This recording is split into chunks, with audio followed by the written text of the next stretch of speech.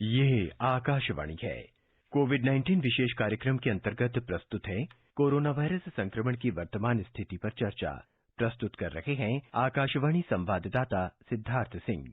इस कार्यक्रम में आमंत्रित स्वास्थ्य विशेषज्ञ हैं डॉक्टर राजेंद्र के धमीजा। नमस्कार श्रोताओं, आकाशवाणी के समाचार सेवा प्रभाग द्वारा कोरोना जागरूकता श्रृंखला के इस विशेष कार्यक्रम में आपका स्वागत है। और आज के इस अंक के साथ मैं हूं सिद्धार्थ सिंह। कहते हैं हिम्मत वाले पल में बदल देते हैं दुनिया को, सोचने वाला दिल तो बैठा सोचा करता है। जी हां श्रोताओं, कोरोना के इस दौर में जिंदगी में बहुत सी चुनौतियां आ गई हैं और इन्हीं चुनौतियों का मुकाबला करते हुए जिंदगी जीना अब हमें और मजबूत बना रहा है। आप कोरोना के इस दौर में सरकार के दिशा निर्देशों का पालन करते रहिए, तभी हम कोरोना की इस जंग को जीत पाएंगे। कोरोना को लेकर आपके मन में चल रहे तमाम सवालों का जवाब देने के लिए और इस पर चर्चा करने के लिए आज के इस विशेष फोन इन कार्यक्रम में हमारे साथ हैं लेडी हार्डिंग्स मेडिकल कॉलेज के न्यूरोलॉजी डिपार्टमेंट के प्रमुख professor doctor Rajendra Kumar Dhamija. Doctor Dhamija, नमस्कार। कार्यक्रम में आपका स्वागत है। नमस्कार सभी श्रोताओं को मेरा नमस्कार। श्रोताओं, आप कोरोना से संबंधित सवाल हमारे आज के एक्सपर्ट से टोल फ्री नंबर 1800-115767 और 0112331444 पर पूछ सकते हैं। आप हमारे ट्विटर हैंडल @AIR News पर #AskAIR पर अपने सवाल पोस्ट कर सकते हैं। डॉक्टर धमीजा, अगर हम आज के कोरोना से संबंधित आंकड़ों पर एक नजर डालें तो देश में पिछले 24 घंटों में कोविड-19 से 73,000 से ज्यादा मरीज स्वस्थ हुए हैं। एक दिन में ठीक होने वालों की ये अब तक की सबसे बड़ी संख्या है। स्वस्थ होने वालों की संख्या लगभग 32 लाख हो गई है। ठीक होने का प्रतिशत भी 77% से ज्यादा है। और वहीं दूसरी ओर पिछले 24 घंटे में 90,000 से ज्यादा नए मामले सामने आने से संक्रमित मरीजों की कुल संख्या 41 लाख से ज्यादा हो गई है। और यहाँ पे एक फैक्ट ये भी है कि पिछले 24 घंटे में कुल संक्रमित मरीजों में से 50% से अधिक महाराष्ट्र, आंध्र प्रदेश, कर्नाटक, तमिलनाडु और उत्तर प्रदेश के हैं। आप इन आंकड़ों को किस तरीके से देखते हैं? हमारा रिकवरी रेट जो 77.3% आपने बताया है, तकरीबन 73,642 जो कल के रिकवर्ड पेशेंट्स हैं, वो बहुत अच्छा है और एक राहत का जो एहसास कराता है। इसके साथ साथ हमारा जो केस फर्टिलिटी रेट है यानी मृत्यु दर, वो भी काफी कम है बाकी देशों के मुकाबले में, वो भी एक राहत का सूचक है। लेकिन जो नंबर्स डेली नए आ रहे हैं, नए केसेस के, जैसे कल की अगर हम बात करें तो कल 90,000 से ज्यादा जो नए कंफर्म केसेस रिपोर्ट किए गए हैं देश भर में, वो एक जरूर चिंता का विषय है जो हमें कंसर्न है। और ना केवल एब्सोल्यूट नंबर्स, लेकिन अगर आप देखें तो ये परसेंटेज की जो ग्रोथ की परसेंटेज है, ग्रोथ ऑफ एक्टिव केसेस, वो भी बहुत ज्यादा है, 2.3%। और ये 2.3% जो है पिछले 2 हफ्तों से लगातार चली आ रही है। और अगर आप इसको कंपैरिजन में देखें, हालांकि हम आप दूसरे नंबर पे हैं यूएसए के बाद, यूएस में भी जो ग्रोथ रेट है वो 0.7% है, मतलब 0.7% ग्रोथ ऑफ एक्टिव केसेस। और ब्राजील में 1% है और इंडिया में अभी भी 2.2 से 2.3% है। और नंबर 4 पे रशिया है जो कि 0.5% है और उसके बाद पेरू है 5वें नंबर पे जो 1.2% है। तो इन 5 देशों में जो हम दूसरे नंबर पे हैं, हमारा जो ग्रोथ रेट है एक्टिव केसेस का, वो थोड़ा सा मैटर ऑफ कंसर्न है। और जो साथ में डेथ्स हैं वो तकरीबन 1,000 से 1,100 के बीच में है, वो भी बढ़ रही है। अगर हमारा एब्सोल्यूट नंबर बढ़ता है तो नंबर ऑफ डेथ्स भी बढ़ती है।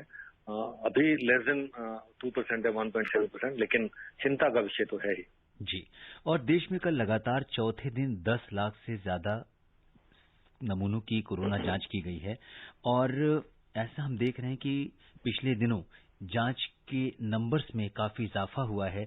और क्या ये कारण है कि बहुत ज्यादा केसेस पकड़ में आ रहे हैं? दिल्ली जैसे शहर में भी हम देख रहे हैं नंबर्स काफी बढ़ रहे हैं। बिल्कुल सही कहा सिद्धार्थ आपने कि हमारे टेस्टों की नंबर्स, जो टेस्ट का नंबर बढ़ रहा है। और आज तक तकरीबन हमने 5 करोड़ टेस्ट के आसपास हमने कर लिए हैं, 4,88,00,000 जो कल की फिगर है जी। और कल के ही दिन में हमने तकरीबन 11 लाख टेस्ट किए हैं, 10,92,000 टेस्ट किए हैं। तो जितने हम ज्यादा टेस्ट का नंबर बढ़ाएंगे उतनी ही पॉजिटिविटी जो है या उतने ही लोगों को हम डायग्नोज कर पाएंगे या कंफर्म कर पाएंगे। इसके साथ साथ दूसरा पहलू ये है कि जो पॉजिटिविटी रेट है जी, वो हमारा 8.4% है। वो अभी ज्यादा है, जो WHO के मानक के साथ आंकड़ों के हिसाब से हमारे 5% के 5% पे होना चाहिए, तब हम कह सकते हैं कि हमारी स्थिति नियंत्रण में आ रही है। अब मैं आपको अगर सरल भाषा में ये समझाऊं कि 8.4% हो, 5% हो या 10% का अर्थ क्या है। अगर आपकी कम्युनिटी में, अगर आपकी कॉलोनी में 20 एक्टिव केसेज हैं या 20 पेशेंट हैं कोरोना के और आपने 100 टेस्ट किए तो वो 20% हो गया। अगर आप टेस्ट की संख्या बढ़ाकर 200 कर दें तो वो 10% आ जाएगी। अगर आप और बढ़ाएंगे तो 5% आ जाएगा। तो ये जितने नंबर ऑफ टेस्ट बढ़ेंगे उतने ही हमारे जो है पॉजिटिविटी रेट कम होगी। अगर 20 के लिए आप 100 टेस्ट करेंगे तो 20% आएगा, अगर 20 के लिए 200 टेस्ट करेंगे तो 10% आएगा, अगर वो 400 टेस्ट करेंगे तो 5% हो जाएगा। तो पॉजिटिविटी रेट को 5% के बराबर या उससे कम लाना बहुत आवश्यक है।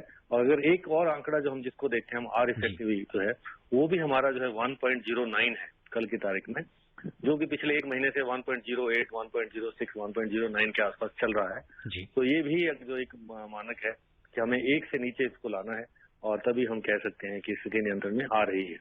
बिल्कुल डॉक्टर धमीजा, आपने बहुत विस्तार से इन चीज़ों को बताया ताकि हमारे जो आम श्रोता हैं वो इन बातों को समझ सकें कि कोविड-19 की मौजूदा स्थिति किस तरह से है देश में। और यहाँ पे एक बात और आपसे कहना चाहेंगे कि कल से दिल्ली, चेन्नई, बेंगलुरु, अहमदाबाद और हैदराबाद में मेट्रो सेवाएं शुरू हो रही हैं। तो मेट्रो का बहुत दिनों से इंतजार था। मेट्रो ने अपनी भी गाइडलाइन इसको लेकर जारी की है। बहुत सारी तैयारी चल रही है मेट्रो स्टेशन पर और कल से दोबारा मेट्रो पटरी पर दौड़ना शुरू कर देगी। तो अब जो लोग कल मेट्रो से यात्रा करने वालों हैं उनके लिए आपका क्या सुझाव है? मैं ये समझता हूँ कि ये एक बहुत बड़ी चुनौती होगी। हालांकि हमारी ये लाइफ लाइन है दिल्ली की मेट्रो, और जैसे जैसे जीवन पटरी पे आ रहा है या जिंदगी पटरी पे आ रहा है तो ये पब्लिक ट्रांसपोर्ट जो है इनका भी चलना आवश्यक है इकोनॉमी के लिए और लोगों के रोजगार के लिए। सबसे बड़ी चुनौती मैं ये मानता हूँ कि जिन 5 शहरों के आपने अभी जिक्र किया आपके संबोधन में कि दिल्ली, बॉम्बे, आंध्र, उत्तर प्रदेश और कर्नाटका, इन 5 मेजर स्टेट से हम जो है बहुत सारे केसेज आ रहे हैं और ये हॉटस्पॉट है आज की तारीख में। और इन्हीं जगह पर ही मेट्रो का जो चलने का कार्यक्रम है तय किया गया है। बॉम्बे में अभी नहीं चलेगी, लेकिन बाकी सब जगह पे, चाहे वो लखनऊ है, चाहे वो बेंगलोर है, चाहे वो दिल्ली है, इन सब जगहों पे कल से जो है मेट्रो का कार्यक्रम शुरू किया गया है।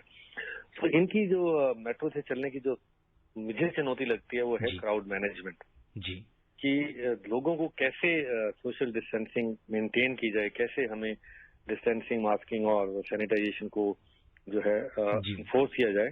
तो 2 जो चुनौतियां मैं देखता हूँ वो ये है कि एक तो इनको लोगों को जो जैसे जैसे हमारी इकोनॉमी खुल रही है ऐसे ऐसे थोड़ा सा ये टेंडेंसी है लोगों को उनके बिहेवियर में कि वो थोड़ा कंप्लेसेंट या थोड़ा केयरलेस होने की संभावना रहती है कि अब सब कुछ ठीक हो गया है।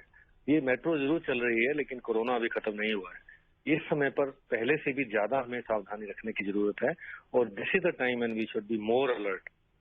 अब बात करें मेट्रो की कि कहाँ कहाँ इनको चुनौतियां हैं, कहाँ कहाँ सुझाव हो सकते हैं।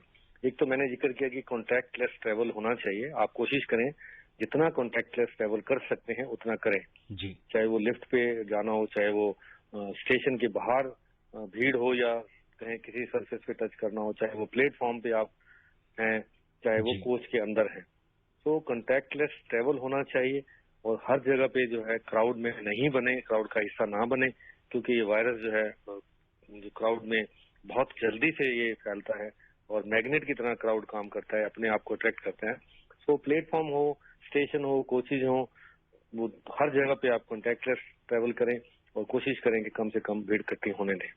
ये ना केवल पैसेंजर्स के लिए बल्कि स्टाफ और इक्विपमेंट के लिए भी एक चुनौती रहेगी कि स्टाफ जो है वो अपने आप को कैसे इन चीजों से, सावधानियों से ग्रस्त रहेगा, सावधानियां रखेंगे। चाहे वो आपका मेट्रो का जो ऑपरेशनल स्टाफ है, चाहे वो टिकटिंग स्टाफ है और या चाहे इक्विपमेंट है। आपने देखा होगा कि स्क्रीनिंग इक्विपमेंट्स हैं बहुत सारे आपकी जो प्लेटफॉर्म में अंदर जो जाने के जो हैं एंट्री पॉइंट्स हैं वो टोकन वाले हैं, चाहे वो जो स्मार्ट कार्ड के हैं। तो हर जगह पे आप कोशिश करें कि कॉन्टैक्टलेस ट्रैवल करें। और दूसरा ये सरकार की भी ये कोशिश रहेगी और मेट्रो की भी कोशिश रहेगी कि जो गाइडलाइंस जारी की गई हैं उनको एनफोर्समेंट कैसे किया जाए। बिल्कुल, कॉन्टैक्टलेस ट्रैवल, एनफोर्समेंट और तीसरी बात मैं और आपको बताना चाहता हूँ कि आरोग्य सेतु जी। तो आरोग्य सेतु का भी बहुत इंपॉर्टेंट रोल है। जहाँ ऐसी सुविधा शुरू की जा रही है, जहाँ पब्लिक ट्रांसपोर्ट है, जहाँ पे बहुत सारे लोग आएंगे, तो चाहे वो थर्मल स्क्रीनिंग हो बाहर स्टेशन के बाहर, चाहे वो आरोग्य सेतु हो, इन सब चीजों का बहुत ही सतर्कता पूर्वक जो है पालन होना चाहिए। और नहीं तो फिर स्ट्रिक्टनेस फाइन्स भी होने चाहिए, जैसे उन्होंने कहा है कि दीज विल अट्रैक्ट फाइन्स, चाहे वो स्पिटिंग की हो, चाहे वो नॉट वेयरिंग ए मास्क हो, चाहे वो आप डेलिबरेटली सोशल डिस्टेंसिंग नॉर्म्स को वायलेट कर रहे हैं, चाहे वो कोच के अंदर एक वेकेंट सीट पे बैठने की कोशिश कर रहे हैं। बिल्कुल। तो इन सब चीजों का ध्यान रखा गया है और मुझे उम्मीद है कि ये चुनौती रहेगी, लेकिन अगर इन सावधानियों का पालन किया जाए तो हो सकता है कि हम अपनी ओपनिंग जो है हमारी इकोनॉमी की है वो सक्सेसफुल रहे। जी बिल्कुल। तो जैसा कि डॉक्टर धमीजा ने बताया कि कल से मेट्रो ऑपरेशंस शुरू हो रहे हैं, लोग यात्रा करने के लिए तैयार हैं, लेकिन यहाँ पे जिस तरह से डॉक्टर धमीजा ने जिस तरह की सावधानियां आपको बरतने के लिए कहा है, तो उम्मीद करते हैं कि आप इन सारी सावधानियों को मानेंगे, इनका पालन करेंगे और एक अनुशासन में रहते हुए अपना ट्रैवल करेंगे। और डॉक्टर साहब, इस बीच बहुत सारे श्रोता हैं जो हमसे कार्यक्रम में जुड़ रहे हैं। हम रुख करते हैं सिरसा का, जहां से हमारे साथ पप्पू राम जी कार्यक्रम में जुड़ चुके हैं। हेलो पप्पू जी, नमस्कार। कार्यक्रम में आपका स्वागत है, अपना सवाल पूछिए। नमस्कार सर। जी नमस्कार सर जी, मैं पप्पू राम बोल रहा हूँ जी। सर जी, मुझे ये पूछना था, जैसे आप बताते हो कि साबुन से हाथ धोने जरूरी है, जी जी, और आप बता देते हो सैनिटाइज करने भी जरूरी है, इस दोनों में क्या अंतर है सर जी? हाथ धोने जरूरी है, सैनिटाइज करना जरूरी है? एक प्रश्न और सर मेरा मेरा प्रश्न, जैसे महाराष्ट्र में केस बहुत आ रहे हैं सर जी, इसका मेन मुद्दा कारण क्या है सर जी? जी डॉक्टर साहब, जैसा कि इनके दो सवाल हैं। पहला सवाल ये है कि हाथों को साबुन से धोना जरूरी है या सैनिटाइज करना बेहतर होगा, कौन सा ऑप्शन ज्यादा अच्छा है, और महाराष्ट्र में ज्यादा केसेस क्यों आ रहे हैं? बहुत अच्छा प्रश्न पूछा है। पहला प्रश्न जो इन्होंने कहा कि सोप एंड वाटर से हैंड वॉश करने में और अल्कोहल बेस्ड सैनिटाइजर्स को यूज करने में क्या अंतर है। तो बेस्ट वे इज कि आप पानी और साबुन का इस्तेमाल करें। जो वायरस, कोरोना वायरस जो है SARS-CoV-2, जो इसकी सतह है, जो सरफेस है, वो एक फैटी लेयर का बना हुआ है, और जो सोप है, वो जो साबुन है, वो उस फैटी लेयर को तोड़ता है ताकि वो जो है वायरस डिस्ट्रॉय हो जाए। तो soap and water is the best.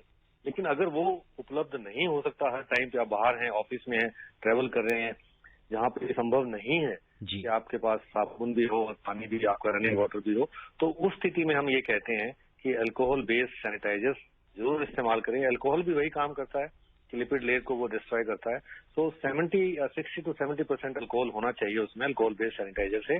और उसका जो है, ये एक पहलू तो ये है कि आप हाथ धोते हैं साबुन से और पानी से या अल्कोहल से सैनिटाइज करते हैं, लेकिन इससे ज्यादा महत्वपूर्ण ये भी है कि आप हाथ कैसे धोते हैं। वो भी बहुत जरूरी है कि आप उंगलियों को जो है आपस में कनेक्ट करके, दोनों हाथों को एक दूसरे की उंगलियों में इंटरलॉक करके अपने हाथ को धोएं। उसके बाद अपने नाखून को धोएं, उसके बाद अपने जो रिस्ट को धोएं, या हाथ की जो बैक साइड है उसको धोएं। तो ये कम से कम 30 से 40 सेकेंड अगर आप धोएंगे, जो हम कहते हैं कि रिस्ट है या पाम है या नाखून है या मुट्ठी है या बैक ऑफ द रिस्ट है या नकल्स हैं आपकी, जो मुट्ठी बनती है उसकी नकल्स बनती है, इन सबको अच्छे से आप धोएं, चाहे वो हाथ साबुन पानी से धोएं या सैनिटाइज करें। तो कम से कम 30 से 40 सेकेंड लगाएं, तभी जाके ये सक्सेसफुल है और वायरस को जो है हम डिस्ट्रॉय कर सकते हैं। और डॉक्टर धमीजा, यहाँ पे आपने सैनिटाइजर की बात की है, तो इस समय बहुत सारी ऐसी रिपोर्ट्स आ रही हैं कि बाजार में कुछ लोग ऐसे हैं जो नकली सैनिटाइजर्स भी बेचने की कोशिश कर रहे हैं। तो जब हम एक आम आदमी जब बाजार में सैनिटाइजर लेने जाता है, तो वो उसकी गुणवत्ता को कैसे परखे कि ये सैनिटाइजर ठीक है या ये वाला ठीक नहीं है? मैंने आपको अभी बताया कि 60 to 70% अल्कोहल होना उसमें जरूरी है, अल्कोहल बेस होना चाहिए।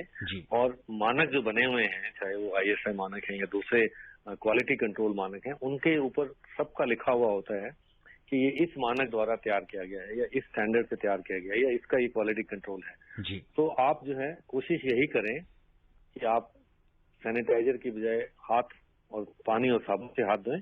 अगर नहीं है तो अच्छे सैनिटाइजर जो भी quality control, rigorous quality control से पास हुए हों, उनका इस्तेमाल करें।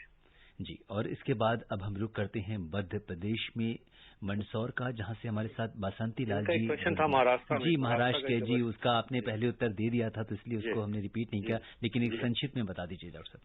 हाँ, तो बिल्कुल उन्होंने सही कहा कि 4-5 स्टेट्स में जो है हॉटस्पॉट्स हैं और केसेस ज्यादा आ रहे हैं, और दिल्ली में भी पहले कंट्रोल पूरा हो गया था, लेस देन 600-500 केसेज आने शुरू हो गए थे। लेकिन अब फिर दोबारा से रिसर्जेंस हुआ है, जैसे जैसे हमारी अनलॉकिंग हो रही है या इकोनॉमी दोबारा से पटरी पे आ रही है। तो ये स्वाभाविक है कि जैसे जैसे जिंदगी की रफ्तार वैसे पकड़ेगी, वैसे ही जो है लोगों की मूवमेंट होगी। अब तक मूवमेंट रिस्ट्रिक्टेड थी लॉकडाउन की वजह से, जैसे ही लोगों की मूवमेंट होगी तो अगर लोग सावधानी नहीं रखेंगे तो केसेज बढ़ने की उम्मीद है। और ये जो पैंडेमिक है जो कोरोना वायरस का, ये एक बिल्कुल सेट पैटर्न में आया है, और जैसे हमने प्रिडिक्ट किया था कि पहले मेट्रोपॉलिटन सिटीज में इंटरनेशनल ट्रेवलर से जो है शुरू हुआ और ऐसे ऐसे दूसरी जगह पे गया। तो बॉम्बे, दिल्ली जो क्योंकि हब हैं इंटरनेशनल ट्रेवलर्स के, बाहर से आते हैं लोग, तो ऑब्वियसली यहाँ पे थोड़ा चांसेस ज्यादा रहते हैं। और पॉपुलेशन डेंसिटी भी जो है बॉम्बे में बहुत ज्यादा है और दिल्ली में बहुत ज्यादा है। तो ये भी एक कारण है कि ये जो वायरस जो है बहुत जल्दी ससेप्टेबल लोगों को पकड़ता है, जहाँ जो लोग सावधानी नहीं रखते हैं उनको जो है जल्दी से इन्फेक्ट कर सकता है। जी, और बासंती लाल जी हमारे साथ कार्यक्रम में जुड़ चुके हैं। हेलो। हाँ सर, नमस्कार। हाँ जी, नमस्कार। मध्य प्रदेश से हमें कॉल कर रहे हैं जी, अपना प्रश्न पूछिए। जी, मैं मध्य प्रदेश जिला मंदसौर सगोरे स्कूल घाटी से बसंती लाल सूर्य जी बोल रहा हूँ। डॉक्टर साहब, मेरा 2 प्रश्न है। जैसे एक जो हाइड्रोक्सी गोलियां खा सकता हूँ क्या मैं सर? खेती बाड़ी में काम करता हूँ। और दूसरा है कि जैसे पूरा शरीर ढका हुआ रहता है तो आंखें खुली रहती है, तो कोरोना वायरस हो सकता है क्या मुझे? जी डॉक्टर साहब, एक तो हाइड्रोक्सी क्लोरोक्वीन को लेकर बड़े सारे लोगों में सवाल रहते हैं कि क्या आम आदमी बिना डॉक्टर की सलाह के हाइड्रोक्सी क्लोरोक्वीन ले सकता है क्या?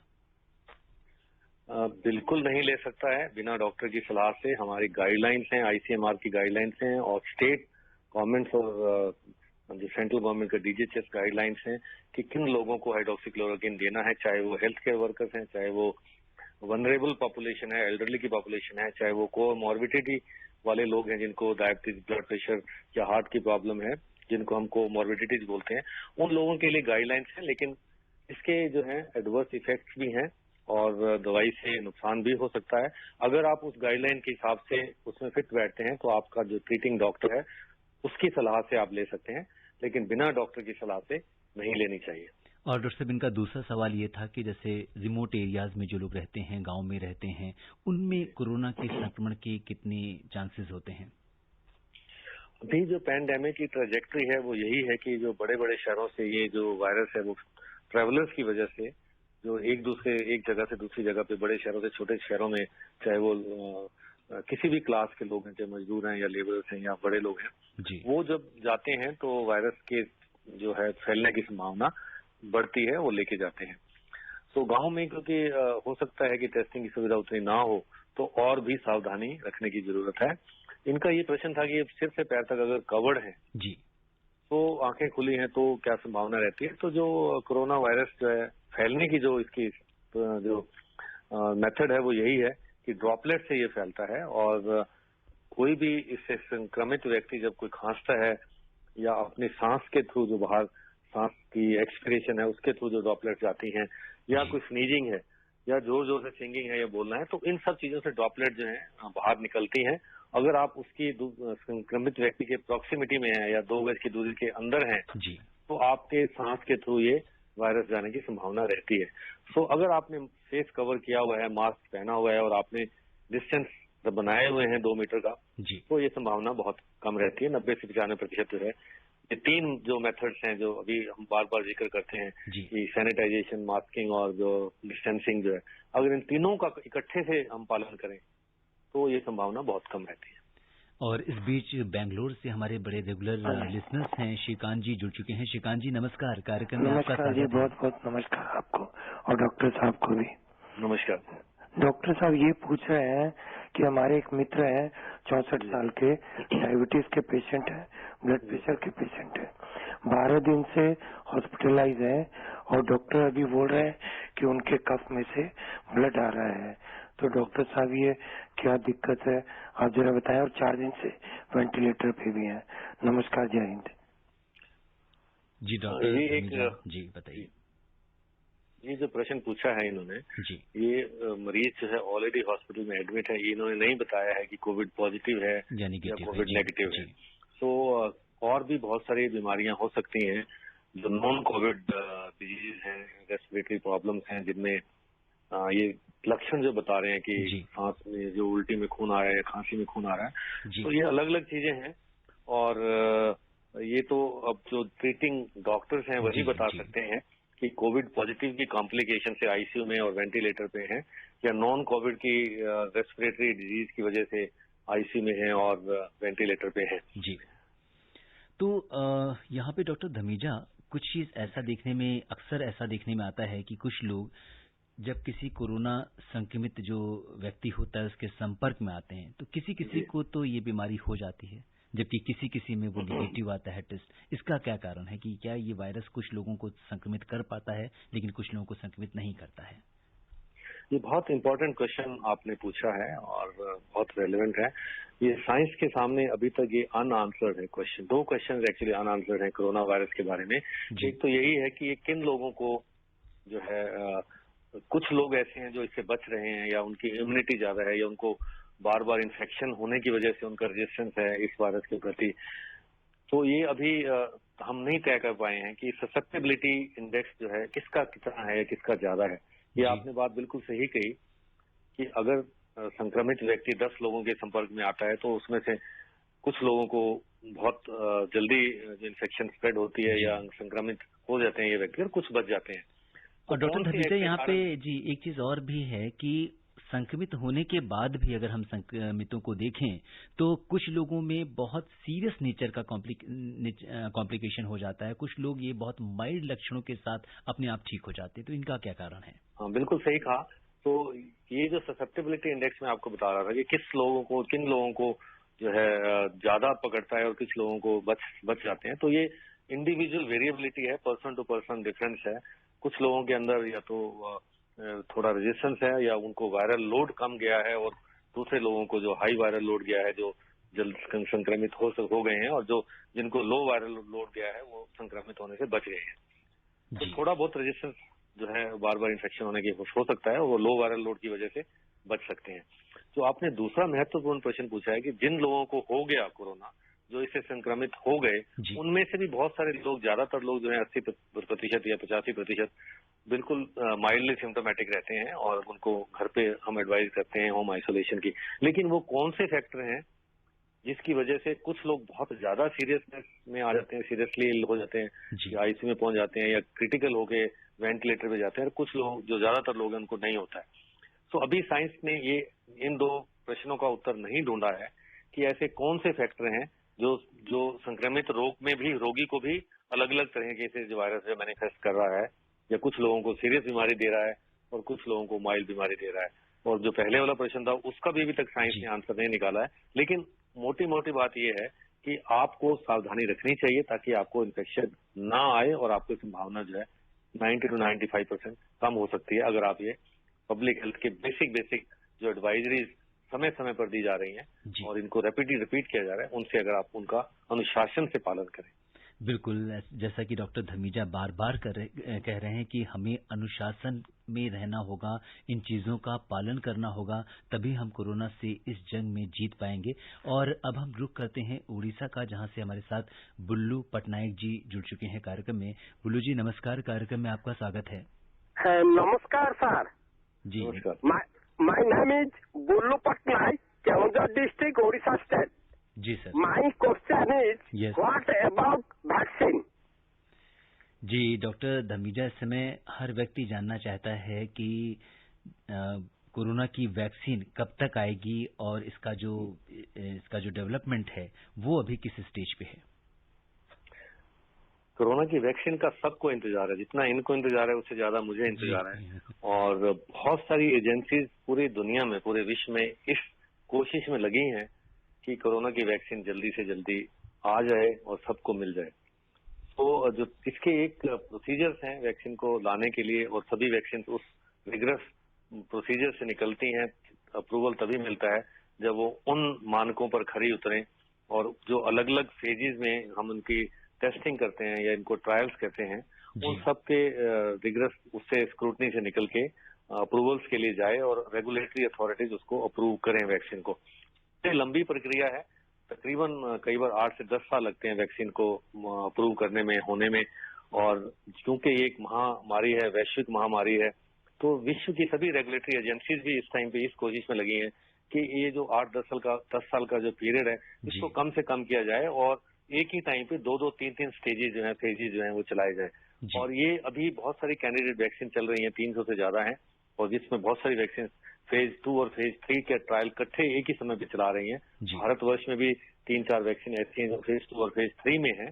और मुझे ये उम्मीद है कि इस वर्ष के अंत तक, नहीं तो अगले साल के शुरुआत में जो है वैक्सीन जो है आ जाएगी। लेकिन इसका एक और महत्वपूर्ण क्वेश्चन ये है कि जब वैक्सीन आ जाएगी तो क्या हम सब लोगों को दिलवा पाएंगे, या सिर्फ अमीर लोगों को मिलेगी, अमीर देशों को मिलेगी, या उन लोगों को मिलेगी जिनको आवश्यक, अति आवश्यक है, जैसे डॉक्टर्स हैं या बुजुर्ग लोग हैं या बच्चे हैं या जो वनरेबल पॉपुलेशन है उनको मिलेगी।